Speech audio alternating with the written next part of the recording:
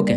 ನನ್ನ 1,00,00,000 ಮಾಡೋ ಜರ್ನಿಗೆ ಇವತ್ತು 1 ವರ್ಷ ಆಯಿತು. ನಾನು 1 ವರ್ಷದಿಂದ ಸ್ಟಾಕ್ ಮಾರ್ಕೆಟ್‌ನಲ್ಲಿ ಪ್ರತಿ ಮಂತು 30,000 ಇನ್ವೆಸ್ಟ್ ಮಾಡ್ತಾ ಬರ್ತಿದ್ದೀನಿ. ನನ್ನ ಪೋರ್ಟ್‌ಫೋಲಿಯೋ ಪ್ರತಿ ಮಂತು ಯಾವ ಥರ ಗ್ರೋ ಆಗ್ತಾ ಬಂದಿದೆ ಅಂತ ಒಂದ್ಸರಿ ನೋಡೋಣ. ಲಾಸ್ಟ್ ಇಯರ್ ಮೇನಲ್ಲಿ ನನ್ನ ಫಸ್ಟ್ 30,000ನ ನಾನು ಟೈಟಾನ್ ಸ್ಟಾಕಲ್ಲಿ ಇನ್ವೆಸ್ಟ್ ಮಾಡಿದ್ದೆ. ಒಂದು ತಿಂಗಳು ಆದಮೇಲೆ ನನ್ನ ಪೋರ್ಟ್‌ಫೋಲಿಯೋ 4.6% ಇಂದ ಗ್ರೋ ಆಯಿತು. ಮತ್ತು ಆ ತಿಂಗಳು ನಾನು ಏಷ್ಯನ್ ಪೇಂಟಲ್ಲಿ ಇನ್ವೆಸ್ಟ್ ಮಾಡಿದೆ. ಜುಲೈ ಬರುವಷ್ಟರಲ್ಲಿ ನನ್ನ ಪೋರ್ಟ್‌ಫೋಲಿಯೋ 2.58% ರಿಟರ್ನ್ ಕೊಟ್ಟಿತ್ತು. ಮತ್ತು ನಾನು ಆ ತಿಂಗಳು ಬರ್ಜರ್ ಪೇಂಟಲ್ಲಿ ಇನ್ವೆಸ್ಟ್ ಮಾಡಿದೆ.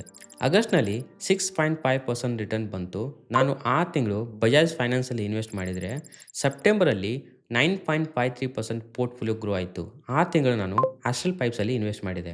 ಸೆಪ್ಟೆಂಬರ್‌ವರೆಗೂ ಎಲ್ಲವೂ ಚೆನ್ನಾಗೇ ಇತ್ತು. ನನ್ನ ಪೋರ್ಟ್‌ಫೋಲಿಯೋ ಇನ್ನೇನು ಕೆಳಗಡೆನೇ ಬರೋದಿಲ್ಲ ಅನ್ನೋ ಥರ ಗ್ರೋ ಆಗ್ತಾ ಇತ್ತು. ಬಟ್ ಈ Russian Ukraine war, Israel Iraq war, ಇನ್ಫ್ಲೇಷನ್ನು, ಕ್ರೂಡ್ ಆಯಿಲ್ ಪ್ರೈಸಿಂಗು, ಈ ಫಾರಿನ್ ಇನ್ವೆಸ್ಟರ್ ಕಂಟಿನ್ಯೂಸ್ ಸೆಲ್ ಮಾಡಿದ್ರಿಂದ ನಮ್ಮ Indian stock market continues fall ಆಗೋಕ್ಕೆ ಶುರು ಆಯಿತು. ಸೊ ನನ್ನ ಪೋರ್ಟ್‌ಫೋಲಿಯೋ ಕೂಡ ಡೌನ್ ಆಗೋಕ್ಕೆ ಶುರು ಆಯಿತು. ಅಕ್ಟೋಬರ್‌ನಲ್ಲಿ ನನ್ನ ಪೋರ್ಟ್‌ಫೋಲಿಯೋ ರಿಟರ್ನ್ 9%ಇಂದ 5%ಗೆ ಡೌನ್ ಆಯಿತು. ಮತ್ತು ಆ ತಿಂಗಳು ನಾನು ಡಿಮಾರ್ಟಲ್ಲಿ ಇನ್ವೆಸ್ಟ್ ಮಾಡಿದೆ. ನವೆಂಬರ್‌ನಲ್ಲಿ ನನ್ನ ಪೋರ್ಟ್‌ಫೋಲಿಯೋ ಎಲ್ಲಿ ಸ್ಟಾರ್ಟ್ ಆಗಿತ್ತು ಅಲ್ಲೇ ಮತ್ತೆ ವಾಪಸ್ ಬಂತು. ಆ ತಿಂಗಳು ನಾನು ನೆಸ್ಲೆದಲ್ಲಿ ಇನ್ವೆಸ್ಟ್ ಮಾಡಿದೆ. ಸ್ಟಾಕ್ ಮಾರ್ಕೆಟ್ ಸಿಚುವೇಷನ್ನು ಇನ್ನೂ ಖರಾಬ್ ಆಯಿತು. ನನ್ನ portfolio for the first time ನೆಗೆಟಿವ್ನಲ್ಲಿ ಹೋಯಿತು.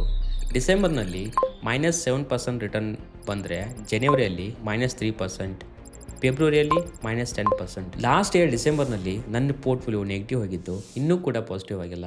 ನಾನು ಲಾಸ್ಟ್ ಇಯರ್ ಡಿಸೆಂಬರ್‌ನಿಂದ ಇಲ್ಲಿವರೆಗೂ ಯಾವುದೇ ಹೊಸ ಸ್ಟಾಕಲ್ಲಿ ಇನ್ವೆಸ್ಟ್ ಮಾಡಿಲ್ಲ.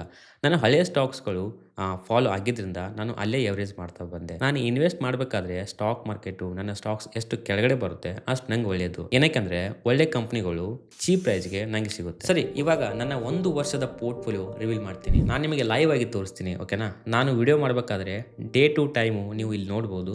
ನಾನು ಇಲ್ಲಿವರೆಗೂ 3,31,860 ಇನ್ವೆಸ್ಟ್ ಮಾಡಿದ್ದೀನಿ. ಇನ್ನು 30,000 ನಾನು ಈ ಮಂತು SIP ಮಾಡ್ತೀನಿ. ಇದಕ್ಕೆ ನನಗೆ -4.63% ರಿಟರ್ನ್ ಅಂದರೆ ನನ್ನ ಓವರಾಲ್ ಪೋರ್ಟ್‌ಫೋಲಿಯೋ 15,000 ಮೈನಸಲ್ಲಿದೆ. ನಂಗೆ ಗೊತ್ತು, ನಾನು 1 ವರ್ಷದಿಂದ ಸ್ಟಾಕ್ ಮಾರ್ಕೆಟ್‌ನಲ್ಲಿ ಇನ್ವೆಸ್ಟ್ ಮಾಡ್ತಾ ಇದ್ದೀನಿ. ಬಟ್ ಸ್ಟಿಲ್ ನನ್ನ ಪೋರ್ಟ್‌ಫೋಲಿಯೋ ನೆಗೆಟಿವ್ನಲ್ಲಿದೆ. ಇದಕ್ಕಿಂತ ಬೆಟರು ನಾನು ಸಿಂಪಲ್ ಇಂಡೆಕ್ಸ್ ಫಂಡಲ್ಲಿ ಇನ್ವೆಸ್ಟ್ ಮಾಡಿದರೆ ಇದಕ್ಕಿಂತ ಬೆಟರ್ ಸಿಗ್ತಿತ್ತೇನೋ ಅಂತ ನೀವು ಯೋಚನೆ ಮಾಡ್ಬೋದು. ಒಂದ್ಸರಿ ನಾವು ಅದನ್ನು ಚೆಕ್ ಮಾಡೋಣ. ಒಂದು ವೇಳೆ ನಾನು ಈ ಪ್ರತಿ ತಿಂಗಳು ಸ್ಟಾಕಲ್ಲಿ SIP ಮಾಡೋ ಬದಲು ಒಂದು ಸಿಂಪಲ್ ಇಂಡೆಕ್ಸ್ ಫಂಡ್ ಚೂಸ್ ಮಾಡಿ ಪ್ರತಿ ಫಸ್ಟ್ ಡೇಟ್ಗೆ SIP ಮಾಡ್ತಾ ಬಂದಿದ್ರೆ 1 ವರ್ಷದಲ್ಲಿ ನನಗೆ ಎಷ್ಟು ರಿಟರ್ನ್ ಸಿಗ್ತಿತ್ತು ನೀವು ಇಲ್ಲಿ ನೋಡ್ಬೋದು. ಲಾಸ್ಟ್ ಇಯರ್ ಮೇಯಿಂದ ಇಲ್ಲಿವರೆಗೂ ಪ್ರತಿ ತಿಂಗಳು ಫಸ್ಟ್ ಡೇಟಿಗೆ ಕ್ಲೋಸಿಂಗ್ ಪ್ರೈಸನ್ನು ಆ್ಯಡ್ ಮಾಡ್ತಾ ಬಂದಿದ್ದೀನಿ. ಸೊ ನಾನು ಪ್ರತಿ ತಿಂಗಳು SIP ಮಾಡಿದರೆ ನನಗೆ 1 ವರ್ಷದಲ್ಲಿ -2.3% ರಿಟರ್ನ್ ಸಿಗ್ತಾ ಇತ್ತು. ದ್ಯಾಟ್ ಮೀನ್ಸ್ ನನ್ನ ಪೋರ್ಟ್‌ಫೋಲಿಯೋದಲ್ಲಿ ಯಾವುದೇ ಥರ ಇಶ್ಯೂ ಇಲ್ಲ. ನನ್ನ ಪೋರ್ಟ್‌ಫೋಲಿಯೋ ಅಷ್ಟೇ ಡೌನ್ ಆಗಿಲ್ಲ. ಇಡೀ ಎಂಟೈರ್ ಇಂಡಿಯನ್ ಸ್ಟಾಕ್ ಮಾರ್ಕೆಟೇ ಸ್ವಲ್ಪ ಖರಾಬಾಗಿ ಪರ್ಫಾರ್ಮ್ ಮಾಡ್ತಾ ಇದೆ. ಲಾಸ್ಟ್ ಇಯರ್ ಸೆಪ್ಟೆಂಬರಿಂದ ಈ ಮಾರ್ಚ್ವರೆಗೂ ಕಂಟಿನ್ಯೂಸ್ ಸ್ಟಾಕ್ ಮಾರ್ಕೆಟು ಫಾಲ್ ಆಗ್ತಾ ಬಂದಿದೆ. ಸೊ ಇದರಿಂದ ನನ್ನ ಪೋರ್ಟ್‌ಫೋಲಿಯೋ ಕೂಡ ಡೌನ್ ಆಗಿದೆ. ನನ್ನ ಪೋರ್ಟ್‌ಫೋಲಿಯೋದಲ್ಲಿ ಇವಾಗ ಟೋಟಲು 7 ಸ್ಟಾಕ್ಸ್ ಇವೆ. Asian paint, Bajaj finance, Berger paints, DMart, Nestle, Astral, Titan. ನಾನು ಲಾಸ್ಟ್ ವಿಡಿಯೋದಲ್ಲಿ ನಿಮಗೆ ಹೇಳಿದ್ದೀನಿ, ನಾನು ಒಂದು ಸ್ಟಾಕಲ್ಲಿ max to max 10% of my portfolio ಅಷ್ಟೇ ಇನ್ವೆಸ್ಟ್ ಮಾಡ್ತೀನಿ. ಅದಕ್ಕಿಂತ ಜಾಸ್ತಿ ಇನ್ವೆಸ್ಟ್ ಮಾಡೋಕ್ಕೋಗಲ್ಲ. ಬಟ್ ಕರೆಂಟ್ ಪೋರ್ಟ್‌ಫೋಲಿಯೋ ಅಲೋಕೇಶನ್ ನೋಡಿದರೆ ಕೆಲವೊಂದು ಸ್ಟಾಕ್ಸು 20% ಕೂಡ ಇದೆ. ಇದಕ್ಕೆ ಕಾರಣ ನಾನು ಇವಾಗ ಶುರು ಮಾಡಿದ್ದೀನಿ. ನಾನು ಯಾವಾಗ 12 ಸ್ಟಾಕ್ಸಲ್ಲಿ ಕಂಪ್ಲೀಟಾಗಿ ಇನ್ವೆಸ್ಟ್ ಮಾಡ್ತೀನಿ ಆವಾಗಿಂದ 10% ಅಲೋಕೇಶನ್ ಮೇಂಟೈನ್ ಮಾಡ್ತಾ ಹೋಗ್ತೀನಿ. ಇದು ಸ್ಟ್ರಿಕ್ಟಾಗಿ 10% ಇರಲೇಬೇಕು ಅಂತ ಯಾವ ರೂಲ್ ಇಲ್ಲ. ಸ್ವಲ್ಪ ಹೆಚ್ಚು ಕಮ್ಮಿ ಆದರೂ ಕೂಡ ನಡೆಯುತ್ತೆ. ಇನ್ನೊಂದು ಏನು ನಡೆಯುತ್ತೆ ಗೊತ್ತಾ? ನೀವು ನನ್ನ ಚಾನಲ್ ಸಬ್ಸ್ಕ್ರೈಬ್ ಮಾಡಿದರೂ ಕೂಡ ನಡೆಯುತ್ತೆ. ಈ ಥರ ವಿಡಿಯೋಸ್ ನೋಡಬೇಕು ಅಂದರೆ ಚಾನಲನ್ನು ಸಬ್ಸ್ಕ್ರೈಬ್ ಮಾಡ್ಕೊಳ್ಳಿ. ನನ್ನ 7 ಸ್ಟಾಕ್ಸಲ್ಲಿ ಲೋವೆಸ್ಟ್ ರಿಟರ್ನ್ ಕೊಟ್ಟಿರೋದು ಆಸ್ಟ್ರಲ್ ಪೈಪ್ಸು, -21%ನಲ್ಲಿದೆ. ಆ್ಯಂಡ್ ಸೆಕೆಂಡ್ ಲೋವೆಸ್ಟ್ ಕೊಟ್ಟಿರೋದು ಏಷ್ಯನ್ ಪೇಂಟು. ಇದಕ್ಕೆ ಮೇಜರ್ ಕಾರಣ ಬಂದುಬಿಟ್ಟು low demand and new player in the market, ಅಂದರೆ ಕಾಂಪಿಟೇಷನ್ ಜಾಸ್ತಿ ಆಗ್ತಾಯಿದೆ. ಬಿರ್ಲಾ ಓಪಸ್ ಅವರು ಪೇಂಟ್ ಸೆಕ್ಟರ್ನಲ್ಲಿ ಎಂಟ್ರಿ ಆಗಿದ್ದಾರೆ. ಇದರಿಂದ ಏಷ್ಯನ್ ಪೇಂಟ್ಗಾಗಲಿ ಬರ್ಜರ್ ಪೇಂಟ್ಗಾಗಲಿ ಸ್ವಲ್ಪ ಎಫೆಕ್ಟ್ ಆಗ್ತಿದೆ. For the first time in 40 years Asian paint ಕನ್ಸಿಸ್ಟೆಂಟಾಗಿ ಪ್ರಾಫಿಟ್ ಕೊಡೋದನ್ನು ಸ್ಟಾಪ್ ಮಾಡಿದೆ. But quality always wins over advertisement and discount. ನಿಮ್ಗೆ ಗೊತ್ತಿರ್ಬೋದು, ಜಿಯೋ ಬಂದಾಗ ಏರ್ಟೆಲ್ ಕಂಪ್ಲೀಟಾಗಿ ಬಂದ್ ಆಗುತ್ತೆ ಅಂತ ಎಲ್ಲರೂ ಅಂದ್ಕೊಂಡಿದ್ರು. ಅದಾದಮೇಲೆ ಏನಾಗಿದೆ ಅಂತ ನಿಮ್ಗೆ ಗೊತ್ತು. Asian paint will come back for sure. Berger paint, Nestle, tighten, DMart flat return ಕೊಟ್ಟರೆ ಬಜಾಜ್ ಫೈನಾನ್ಸು ನನ್ನ ಪೋರ್ಟ್‌ಫೋಲಿಯೋದಲ್ಲಿ ಹೈಯೆಸ್ಟ್ ರಿಟರ್ನ್ ಕೊಟ್ಟಿದೆ. ಸೊ ನನ್ನ ಫಸ್ಟ್ ಇಯರ್ ವಿನ್ನರ್ ಬಂದುಬಿಟ್ಟು ಬಜಾಜ್ ಫೈನಾನ್ಸ್ ಆ್ಯಂಡ್ ಲೂಸರ್ ಬಂದುಬಿಟ್ಟು ಆಸ್ಟ್ರಲ್ ಪೈಪ್ಸ್. ಇದನ್ನು ನೋಡೋಣ ನೆಕ್ಸ್ಟ್ ವರ್ಷ ಯಾರು ವಿನ್ನರ್ ಆಗ್ತಾರೆ, ಯಾರು ಲೂಸರ್ ಆಗ್ತಾರೆ ಅಂತ. ನಾನು ಹೇಳಿದೆ ಏಷ್ಯನ್ ಪೇಂಟು ನನ್ನ ಸೆಕೆಂಡ್ ಮೋಸ್ಟ್ ಫೇವ್ರೇಟ್ ಸ್ಟಾಕ್ ಅಂತ. ನನ್ನ ಫಸ್ಟ್ ಫೇವ್ರೇಟ್ ಸ್ಟಾಕಲ್ಲಿ ನಾನು ಇವತ್ತು SIP ಮಾಡಿಕೊಳ್ತೀನಿ.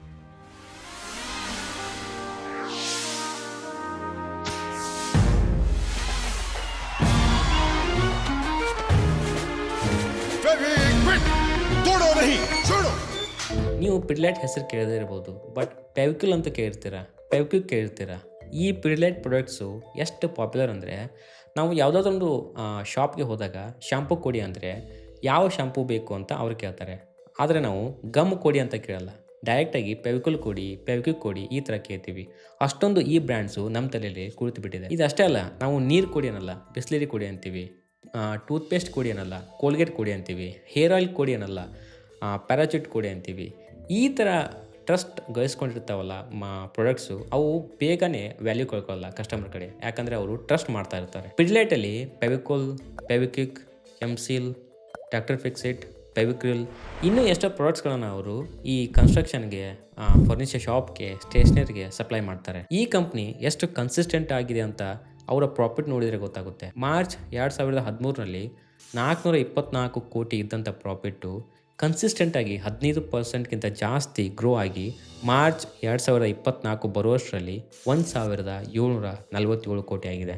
ನಮ್ಮ ದೇಶದ ಎಕನಾಮಿ ಎಷ್ಟೇ ಡೌನ್ ಆದರೂ, ನಮಗೆ ರಿಸೆಷನ್ ಬಂದರೂ, ಮನೆ ಕಟ್ಸೋರು ನಿಲ್ಲಿಸಲ್ಲ, ಫರ್ನಿಚರ್ ತಗೊಳ್ಳೋರು ಸ್ಟಾಪ್ ಮಾಡಲ್ಲ. ಈ ಪಿಡ್ಲೈಟ್ ಪ್ರಾಡಕ್ಟ್ಸ್ಗೆ ಯಾವತ್ತೂ ಡಿಮ್ಯಾಂಡ್ ಇದ್ದೇ ಇರುತ್ತೆ. ಈ ಡಿಮ್ಯಾಂಡ್ಗೆ ಕರೆಕ್ಟಾಗಿ ಅವರು ಸಪ್ಲೈ ಮಾಡ್ತಾರೆ. ಈ ಹಾರ್ಡ್ವೇರ್ ಶಾಪು, ಸ್ಟೇಷನರಿ, ಸೂಪರ್ ಮಾರ್ಕೆಟ್ನಲ್ಲಿ ತಮ್ಮ ಪ್ರಾಡಕ್ಟ್ಸನ್ನು ಖಾಲಿ ಆಗದೇ ಇರೋ ಥರ ಸಪ್ಲೈ ಮಾಡ್ತಾರೆ. ಮತ್ತು ಇನ್ನೊಂದು ಇಂಪಾರ್ಟೆಂಟ್ ಪಾಯಿಂಟು, ಪಿಡ್ಲೈಟ್ಗೆ ಹೇಳಿಕೊಳ್ಳುವಷ್ಟು ಯಾವುದೇ ಕಾಂಪಿಟೇಟಿವ್ ಬ್ರ್ಯಾಂಡ್ ಇಲ್ಲ. They have kind of monopoly in adhesive segment. And also Pidilite advertisement ನೀವು ನೋಡೇ ಇರ್ತೀರ, ಎಷ್ಟೊಂದು ಕ್ರಿಯೇಟಿವ್ ಆಗಿರುತ್ತೆ. ಅದಕ್ಕೆ ಒಂದು ಸಪ್ರೇಟ್ ಫ್ಯಾನ್ ಬೇಸೇ ಇದೆ.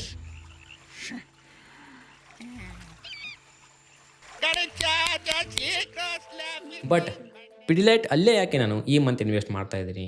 ನನ್ನ 2 ಇಂಡಿಕೇಟರ್ಸು ಇಂಡಿಕೇಟ್ ಮಾಡ್ತಾ ಇದೆ ಬೈ ಮಾಡು ಅಂತ. ಜನವರಿ 2025ರಲ್ಲಿ ಈ ಸ್ಟಾಕು 200 ಡೇ ಮೂವಿಂಗ್ ಎವರೇಜ್ ಕೆಳಗಡೆ ಬಂದಿತ್ತು, ಹಾಗೆ 30 RSI ಕೆಳಗಡೆ ಬಂದಿತ್ತು. ಸೊ ಆಫ್ಟರ್ 3 ಮಂತ್ಸ್ ಆದರೂ ಕೂಡ ಈ ಸ್ಟಾಕು ಅಲ್ಲೇ ಇರೋದ್ರಿಂದ this is really good time to add this stock in my portfolio. So ನಾನು ಇವತ್ತು ಅದನ್ನು ಬೈ ಮಾಡ್ತೀನಿ. ಪಿಡ್ಲೈಟ್ ಬಂದುಬಿಟ್ಟು 2845ಗೆ ಟ್ರೇಡ್ ಆಗ್ತಾ ಇದೆ. ನಾನು 11 ಸ್ಟಾಕನ್ನು ಬೈ ಮಾಡ್ಬೋದು. Okay, done.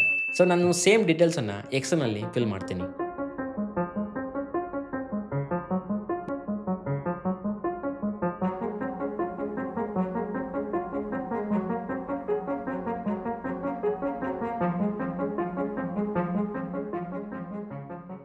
ನೀವು ನೋಡ್ಬೋದು, ನನಗೆ 15% ರಿಟರ್ನ್ ಪ್ರಕಾರ ಈ ವರ್ಷ ನನಗೆ ನನ್ನ ಪೋರ್ಟ್ಫೋಲಿಯೋ 3,90,000 ಆಗಬೇಕಾಗಿತ್ತು. ಅಂದರೆ 30,000 ಪ್ರಾಫಿಟ್ ಆಗಬೇಕಾಗಿತ್ತು. ಬಟ್ ನನ್ನ ಪೋರ್ಟ್ಫೋಲಿಯೋ 15,000 ಲಾಸಲ್ಲಿದೆ. This is how stock market works. ಈ ವರ್ಷ ನೆಗೆಟಿವ್ನಲ್ಲಿರುತ್ತೆ, ನೆಕ್ಸ್ಟ್ ವರ್ಷ ಮತ್ತೆ ನೆಗೆಟಿವ್ನಲ್ಲಿರುತ್ತೆ, ಜಾಸ್ತಿ ನೆಗೆಟಿವ್ನಲ್ಲಿರುತ್ತೆ.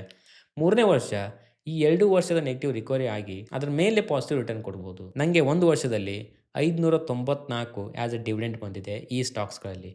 ಇದು ಕಡಿಮೆ, ಬಟ್ ನೆಕ್ಸ್ಟ್ ವರ್ಷ ಜಾಸ್ತಿ ಆಗ್ತಾ ಹೋಗುತ್ತೆ. ಸರಿ, ಇದು ನನ್ನ 1 ವರ್ಷದ ಜರ್ನಿ. 2ನೇ ವರ್ಷದ ಗೋಲ್ಸ್ ಏನು ಅಂತ ಒಂದು ಸಾರಿ ಹೇಳ್ತೀನಿ ನಾನು. ನಿಮಗೆ ಗೊತ್ತು, ನಾನು ಪ್ರತಿ ವರ್ಷ ನನ್ನ SIP ಅಮೌಂಟನ್ನು 10%ನಷ್ಟು ಜಾಸ್ತಿ ಮಾಡ್ತಾ ಹೋಗ್ತೀನಿ.